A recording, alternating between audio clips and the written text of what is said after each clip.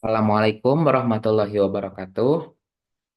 Perkenalkan, nama saya Muhammad Jalaluddin dengan NIM 2406891. Kali ini saya akan mempresentasikan tentang kinematika dan dinamika dalam mata kuliah eksperimen fisika dasar.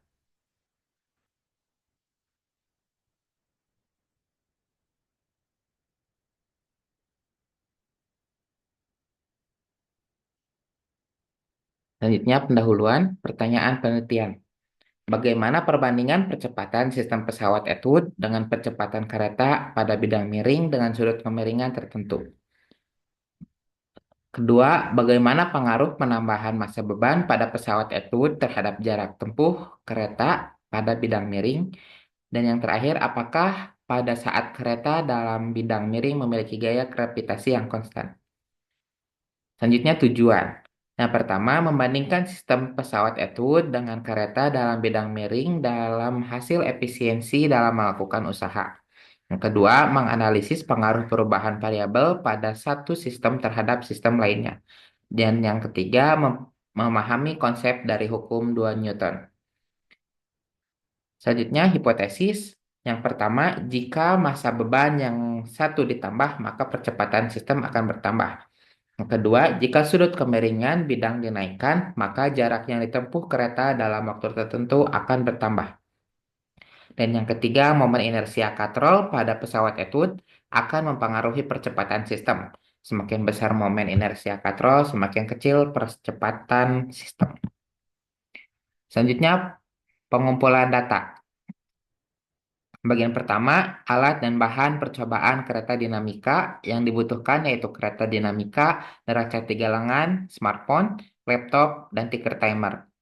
Bagian yang kedua, alat dan bahan percobaan pesawat etude. Yang dibutuhkan yaitu pesawat etude, neraca tiga lengan, smartphone, laptop, dan stopwatch. Selanjutnya, prosedur percobaan. Yang siapkan seluruh alat dan bahan, lalu ikatkan kedua ujung tali pada dua silinder. Lalu gantungkan tali tersebut pada katrol pesawat etude. Letakkan silinder satu yang berada di sebelah kiri pada tempat yang sudah disediakan di bagian bawah.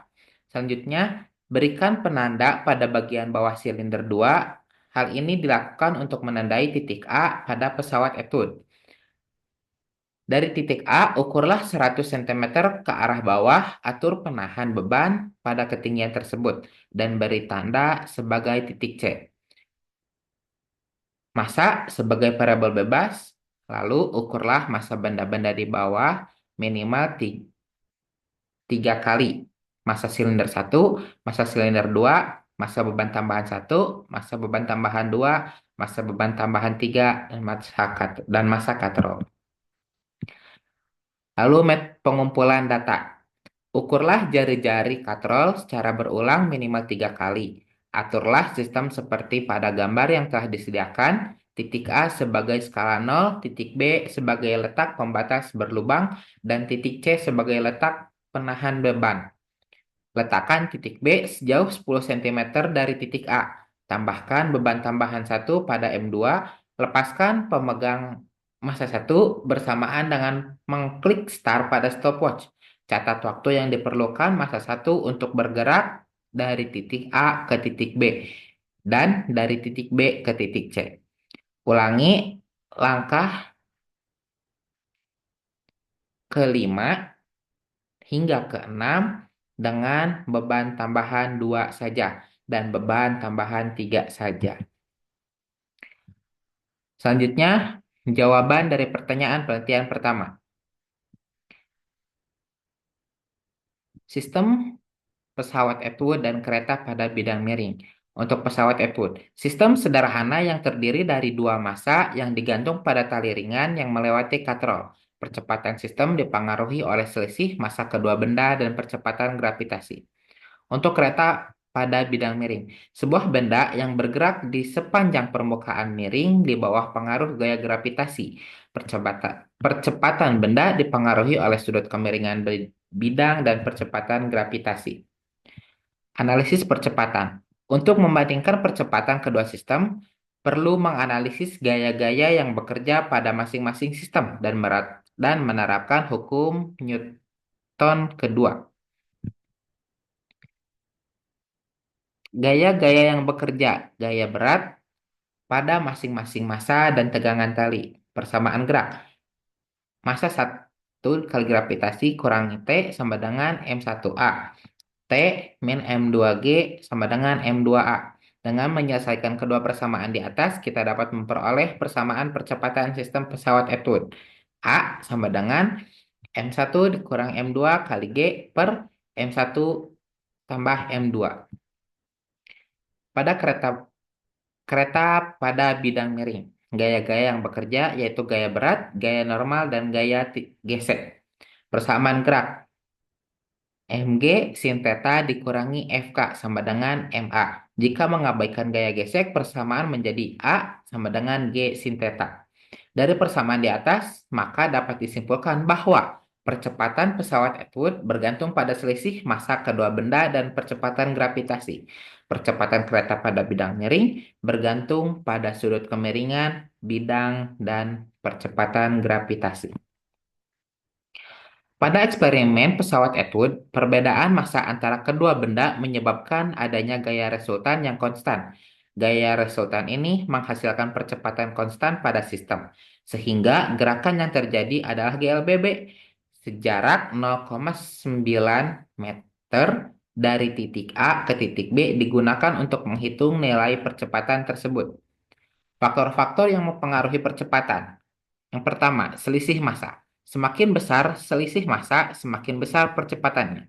Kedua, gesekan. Gesekan pada katrol dan tali akan mengurangi percepatan. Ketiga, massa katrol. Jika massa katrol tidak diabaikan, akan mempengaruhi momen inersia sistem dan mempengaruhi percepatan.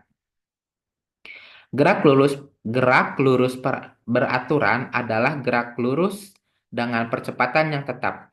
Pada eksperimen selanjutnya, pesawat Atwood ini kita dapat meninjau untuk GLB pada titik B ke C dengan jarak 0,240 meter karena tidak adanya beban tambahan. Maka percepatan beban Atwood bergerak lurus dengan kecepatan tidak berubah atau konstan sehingga menghasilkan grafik seperti di samping. Selanjutnya jawaban dari pertanyaan penelitian 2. Secara langsung, penambahan massa beban pada salah satu sisi pesawat Atwood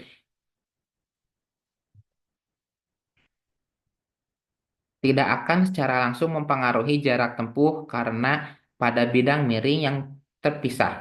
Hal ini terjadi karena sistem yang terpisah.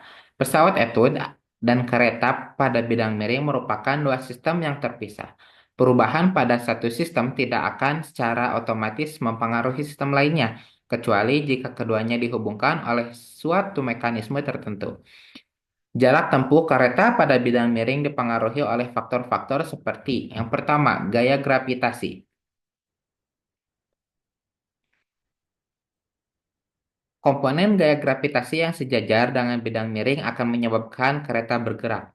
Yang kedua, gaya gesek. Gaya gesek antara kereta dan bidang miring akan menghambat gerakan kereta. Yang ketiga, sudut kemiringan bidang. Semakin besar sudut kemiringan, semakin besar pula percepatan kereta. Yang keempat, massa kereta. Massa kereta akan mempengaruhi inersia kereta, sehingga mempengaruhi percepatannya.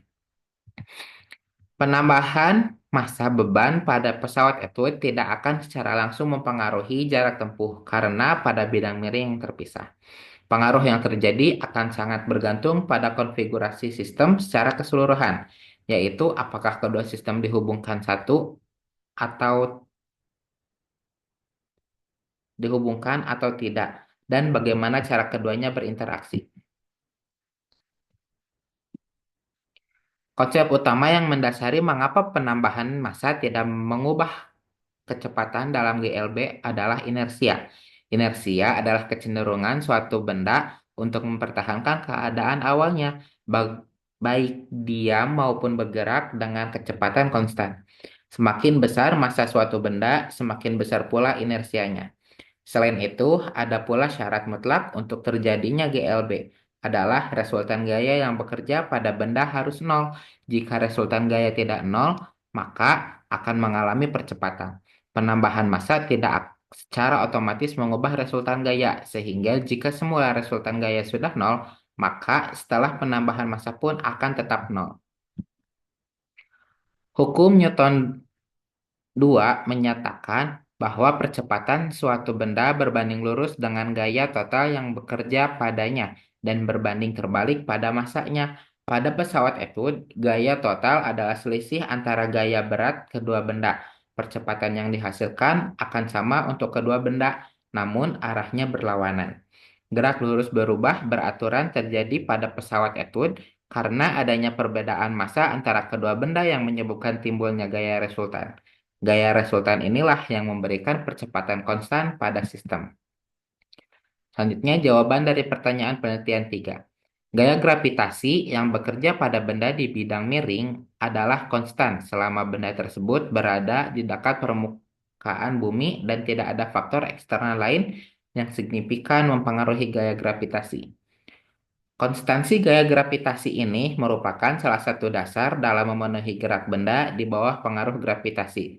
Bukti yang pertama, percobaan sederhana. Jika kita meletakkan benda dengan massa yang berada di bidang miring yang sama, kita akan melihat bahwa semua benda akan meluncur ke bawah dengan percepatan yang hampir sama. Ini menunjukkan bahwa gaya gravitasi yang bekerja pada benda-benda tersebut adalah sama. Yang kedua, hukum gravitasi universal Newton.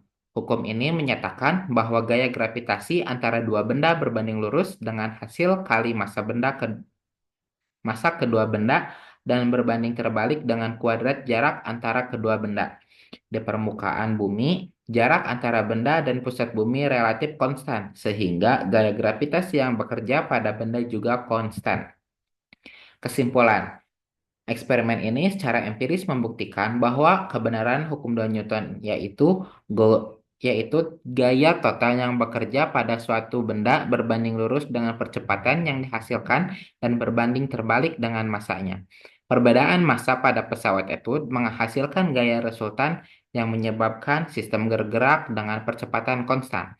Selain itu, memperlihatkan juga secara jelas bahwa perubahan gaya akan menyebabkan perubahan percepatan. Semakin besar gaya resultan, semakin besar pula percepatan yang dihasilkan. Sekian, terima kasih. Wassalamualaikum warahmatullahi wabarakatuh.